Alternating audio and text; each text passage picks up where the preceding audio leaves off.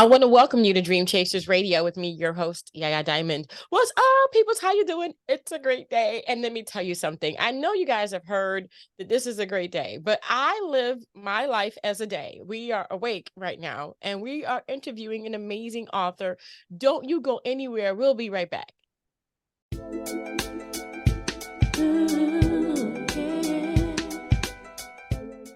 Welcome back to the show. So today we have Alison Waring on the show, and she's going to be talking about her books. But Alison, before we get started, girlfriend, you got to go back in history. We need to know about you. All right. What do you want to know? When did you begin to love writing? I think for me, it was something I started as a kid. Actually, strangely, even before I could write. I was a storyteller and I loved books. I loved reading and I loved being read to. And I remember as a little kid, I would go for walks in the fields behind my house and make up titles to the books that I was going to write someday. This was long before I could write, or I never got beyond the titles, but I spent a lot of time on the titles. And they were just books were just stories. I just love stories. But I actually failed high school English, and I never took an English class after that. I didn't study English at university. I didn't do an MFA in creative writing, nothing like that. I studied music and political science, actually, which is kind of a weird combination, but it worked for me. And then after university, I was traveling and I was living in Europe. I was living in what was then Czechoslovakia right after the revolution. And I just was kind of in the right place at the right time and got a job in teaching English to people in parliament, in Czechoslovakia's first democratic parliament. And I ended up, I always was a letter writer. Whenever I was traveling or whenever I was away, I always loved to write letters. And so I was writing a lot of letters home about that experience because it was a really interesting place to be at a very interesting time. And one of the letters that I wrote was to a former prof at university, one of my politics profs. And I just was telling him about what I was doing with my day, just what I was seeing and who I was talking to. And he wrote back saying, look, clean this up and send it to a newspaper. This is just a really fascinating piece. And so I did that. And so what began as a letter to a friend basically ended up as my first published article. And when it came out, I still remember it, there was my article. And then the last line was, Alison Waring is a Canadian writer living in Czechoslovakia. And I thought, what? That is so cool. Yeah. How is that possible that I'm a writer? I didn't feel qualified at all to be called that. But so that's how it started. Oh my gosh. Wow. What a booster. Yeah. Confidence booster for real, though. It's like, okay, you fail English, but here you are a writer. I mean, okay, so expand on the feelings that you got. I know it must have been confusing. I know you said I'm a writer, but what was that whole dilemma? All of us women, we go through this phase where we're like, babe, did you see that?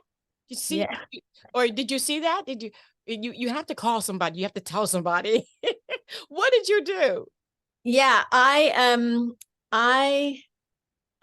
for sure, I showed friends this article, and I mean, I just got a kick out of it. I just thought, this is how it happens. Someone just, calls you something one day and you step into it. It's not that simple, of course, because as you said, I think women particularly, we tend to say, what, me? No, really?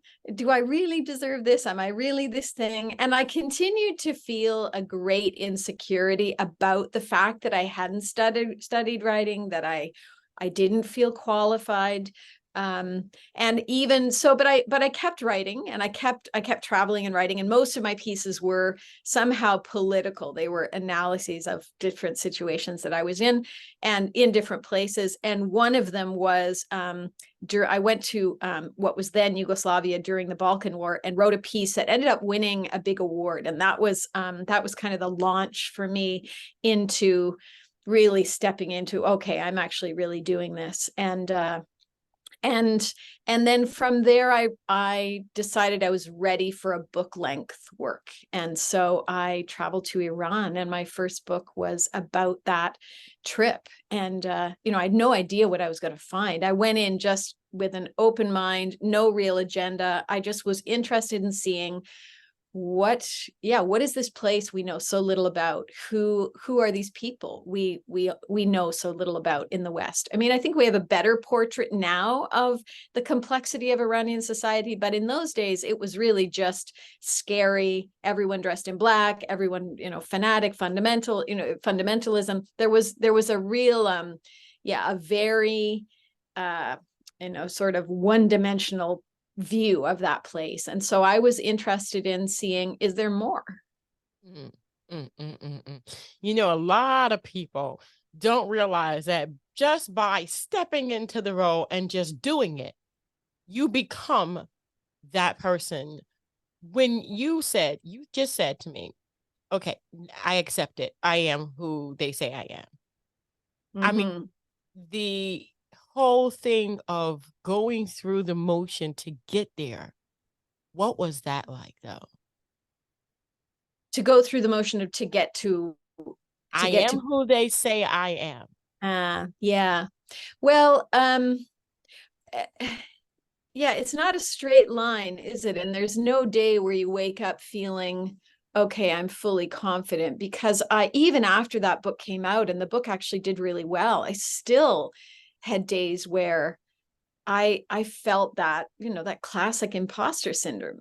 Who am I up here? I remember I did a reading.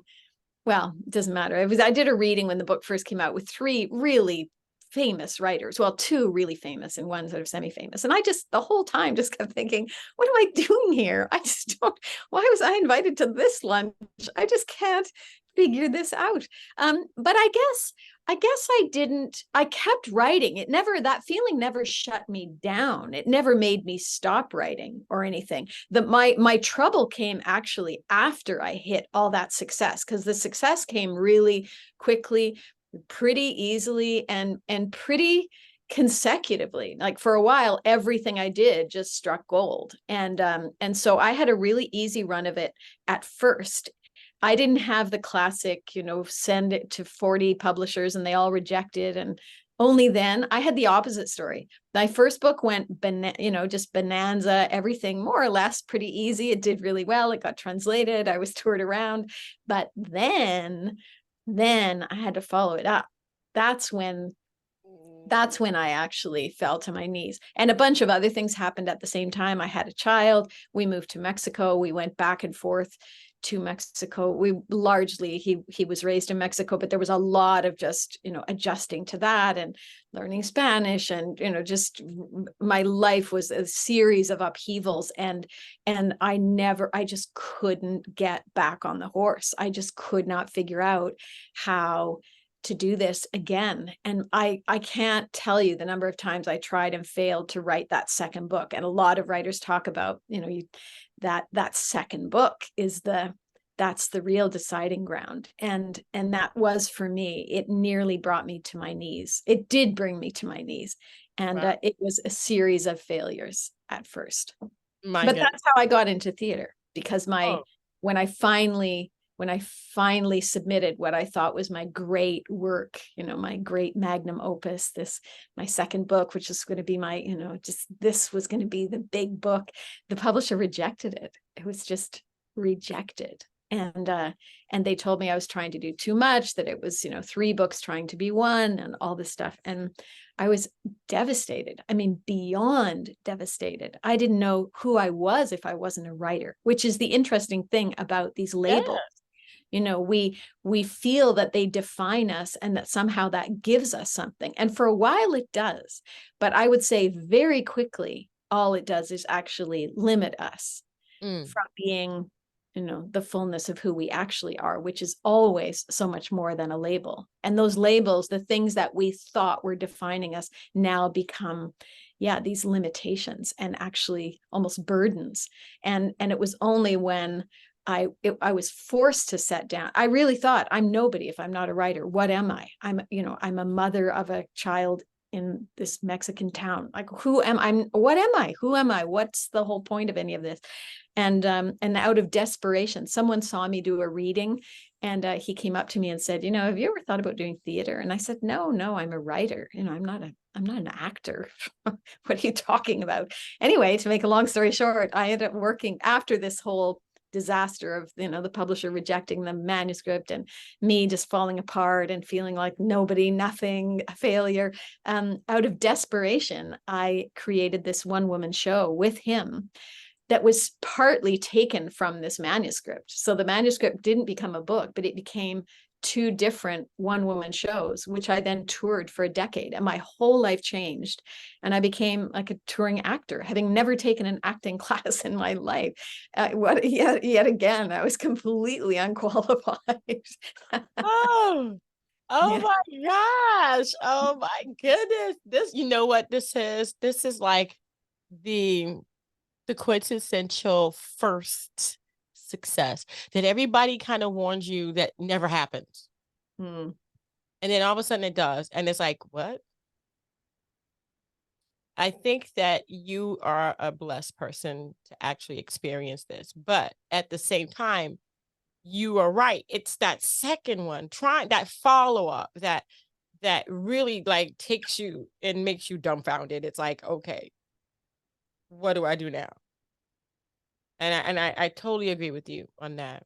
Totally agree with Yeah. And I don't know that there's a person for whom success is just, I mean, and my success was small scale compared to, how so many mega successes. I'm not trying to compare myself to anything like that, but just that no one gets the complete easy ride from here until the end. And we don't often hear the stories about the bumps in the road, the time when the face was on the pavement, the times when we were completely humiliated. Those don't get celebrated nearly as much as the awards and the big moments and the happy Facebook post. And those things get a lot of airtime. And what doesn't get a lot of airtime is all the stuff in between, and the being brought to our knees again and again and again and again, and so often wanting to just give up. I mean, I one year put in Mexico, we celebrate the Day of the Dead, and so they make these huge, elaborate, colorful altars, and you set pictures of the loved ones that you've lost on this altar, along with things that they would have liked, a favorite meal, maybe it's a glass of wine or a packet of cigarettes or whatever it is, something that, in the case of losing a child, you might put their favorite toy. It's a beautiful, beautiful celebration. But one day I wrapped up my own book and put it on the altar, and it was me just saying, the writer is dead. Like, I am giving up. I am never writing again. Yeah. you. How many times have I heard that? Mm, yeah. I know I better. bet you have. Yeah. I Yeah. know better. I know better. So when did you start writing again? Probably the next day. I don't know exactly. I knew it. I knew it. I knew it. I knew it. You couldn't give it up. It's in No, you. but I guess in some ways I was putting the identity on the altar, and that probably freed me. What's possible if I don't have to be a writer? What's possible if I just do what I love? What's possible if I just do it without any end goal in mind, without any pressure, any stakes? What do I want to do then? And maybe what I want to do then is do the kind of writing that I dreamt of and never thought I would do, which was to put myself on stage. Because the truth is, that was a long held dream that I just kind of, it had just taken a backseat to everything else. When the book did well, why do theater if this is going so well? But it was only when I was pushed into this that I thought, yeah, well, what do I love? What do I actually want to do? I actually just love storytelling. I don't care what form it takes. It doesn't need to be a book. Maybe I just get up and tell a story. And once I got on stage, I just felt like I couldn't believe how long it had taken me to get there. I just remember arriving thinking, this is what I've been meant to do. This is what I was meant to do my whole life. Yeah. Wow. Spent way too much at that desk bashing my head against a computer. This is way more fun. And it was. And I did it, as I say, I did it really full time for a decade. Wow, wow. And so do you do have a new book out, right? Yeah, most recent book that Yeah. we're gonna be talking about today. How did that book come about? So that was Moments of Glad Grace, it's called, and it was based on a trip. So I was traveling with my dad to Ireland. He's fascinated by genealogy and all the family history and all the documents. He's fascinated by the documents, birth certificates, death certificates, all the stuff. And I just find it incredibly boring. I mean, unbearably boring, but I'm kind of interested in why he finds it interesting, because for me, those documents don't necessarily even tell a truthful story. A woman only ever puts on the line, who is the father of this child. She only ever puts the name that is acceptable to the culture, the religion, whatever the time.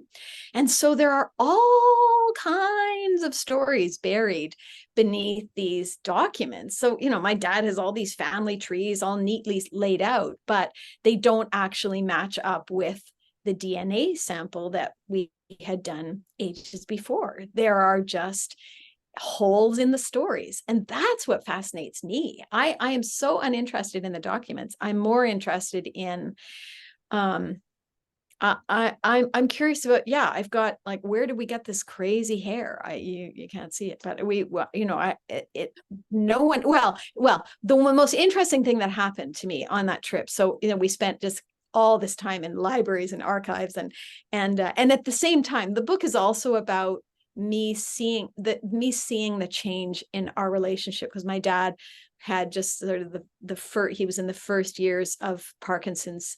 And so I was watching this frailty in him and seeing our relationship shifting, and just, what happens when we begin to see the frailty of our parents, and what that makes of each moment that you have, Yeah. actually, what we can set aside, what we can set down, what we can realize we're never going to get, in a certain, a certain kind of approval, let's say. And can we in fact live without that? What if we lay that all down, and we really I just see this person who is growing frailer by the year. But one of the most interesting moments we had in one of these libraries was, I walked into a library. My dad was at work at a table one time, and I walked into the library, and the man behind the desk said, "Oh, I knew you were an Irish girl the moment you walked in here." And I said, "What? I don't look at all Irish. I got this brown eyes, this this crazy curly hair." And it didn't make any sense. And he said, "Oh, but if you come a little closer, I'll tell you a story that links those locks to a shipwreck of the Spanish Armada." And I said, "I am all ears." Yeah. And so he told me this story of, the Spanish Armada, that were full of Moorish sailors. So these are North African sailors, and they set off from the coast of Spain to invade Britain, and they got defeated in the English Channel, and all the ships, they incurred all this damage, and then they retreated by going up the North Sea and around, the Orkneys Hebrides, down the west coast of Ireland, and back to Spain. But they I guess their navigation equipment was all was ruined, and so they ended up crashing into the west coast of Ireland, which is mostly rocky, so most of the ships just got destroyed. But where my ancestors are from is this little county called County Sligo, where there are all kinds of people with dark hair and dark curly hair. And there is this stretch of sandy beach right there that apparently these ships from the Spanish Armada, I think there were 3 of them, they washed safely ashore.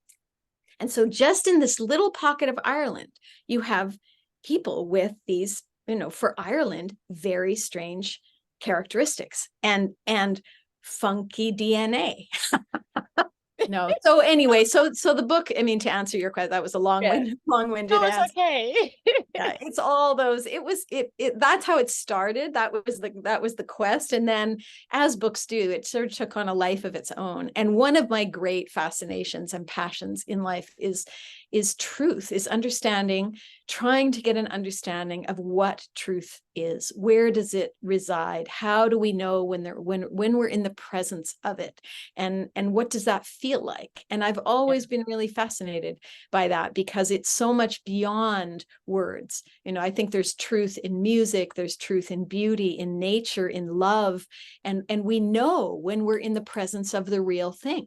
And so that also became part of the book, because it's just a quest that I've been on to try to understand, try to understand what that is, and how do we or I get closer to that and be a vessel for that. That is amazing.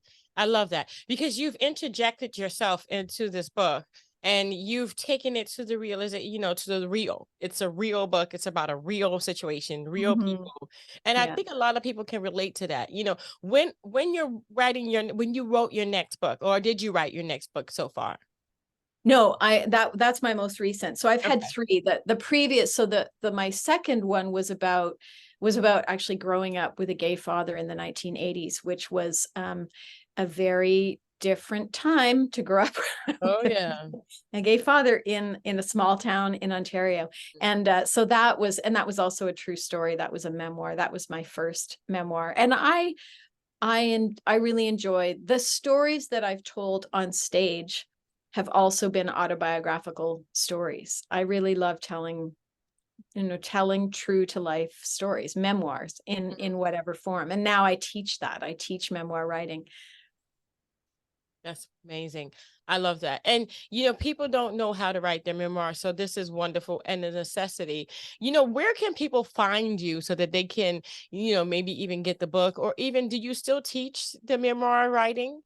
Yeah, I do. I teach. So right before the pandemic, I just coincidentally had assembled this online course. I mean, it really was pure coincidence. I'd been working on it for years, just behind the scenes when I was not touring and stuff. And it was slowly coming together, but it became this running joke with my friends because it was just taking years to put together. And then it was finally ready, and literally, within the week of, I was ready to go, and the whole world tipped into a pandemic. And I thought, you've got to be kidding. I mean, what terrible timing. I just can't believe I've been working on this thing for years, and now kabam. But in fact, it was the opposite. Yes. Within about 6 weeks, I realized, wait a minute, this is actually unbelievably good timing. It is providential. I couldn't get over it, because of course, the whole world was inside looking for things to do, and ways to make meaning of this time. And so within the first year, we had 1,500 students go through this online program, and it completely changed my life. I had to hire a team, I had to incorporate and become a CEO, and it was just crazy. That was another out of nowhere, completely unqualified, but had to jump off the diving board or the cliff yet again. But I really loved it. And I loved helping people tell their stories. I'd been doing it in person for years. I would do a show and then the next day do a writing workshop. That's often how it went. And I was doing, writing retreats in Mexico and in France and Canada.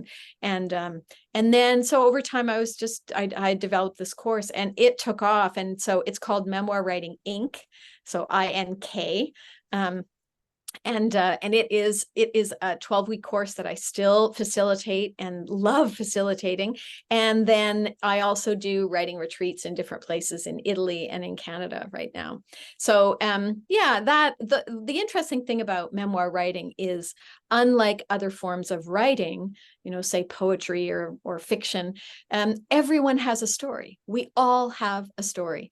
And I am endlessly fascinated by the stories of people. I am just continually awed and humbled by what people live and what people live through and what people come to the other side of. And I just honor that impulse in people, that to share stories. I mean, that's what connects us as human beings. That's what knits culture together. That's the way that we create community, is through the sharing of our stories. Women particularly have sat around kitchen tables or fires or on porches or whatever it is, and we share the stories of our lives. And so the step to, taking it from a personal story to a memoir is a different process, or it's a unique process, because it's not just that we write down what happened to us. The thing about memoir is it's not just what happened, it's why what happened mattered, and why it continues to matter, and why it should matter to other people. And most often it's because we're on the other side of something, with something we didn't have at the time, a certain strength, an ability, an insight, a way of being, a way of, compassion and understanding. We're somewhere further along. I always say to people, you're taking readers to the cliff top of your psyche and giving them the view from where you are now.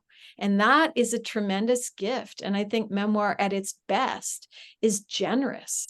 It's not just saying, here, reader, let me tell you all the terrible things that have happened to me. I mean, sometimes, very often, we're writing about difficult stories because those are the ones that have shaped us, that have forged in us some strength.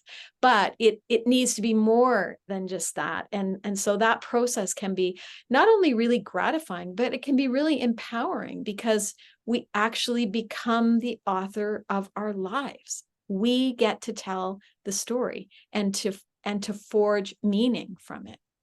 Wow. Well, if you want to tell your story and you want to get tutored on how to tell your story, I'm going to say that Allison is the perfect person.